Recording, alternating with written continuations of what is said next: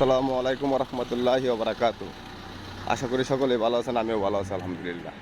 আজকে একটা কথা বলি, কথাটা হচ্ছে কোনটা জানেন? প্রবাসীদেরকে নিয়ে, ঠিক আছে?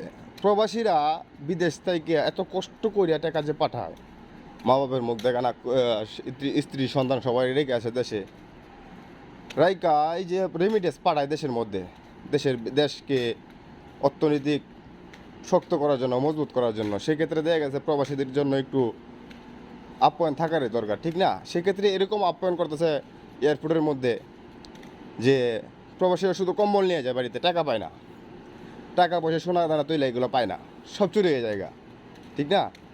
গায়েব হয়ে জায়গা, ঠিক আছে? আর আর কি বলবো, আর ওই যে আশিক নুডল তো বলতেই আছে, ঠিক আছে? প্রবাসের 2 মাসে বেশি থাকলে হাতের মোবাইল রেজিস্ট্রেশন করতে হবে। সেই ক্ষেত্রে দেখা গেছে কয়দিন পরে আরও কত কিছু করবো, আল্লাহ পাক ভালো জানে, ঠিক আছে? তাদের উপর আল্লাহর গজব পড়ুক, আল্লাহর গজব পড়ুক। যারা প্রবাসীদেরকে নিয়ে এরকম করে তাদের উপরে আল্লাহর গজব পড়ুক। আল্লাহর কাছে এটাই দোয়া করি, আল্লাহর গজব পড়ুক ওর উপরে।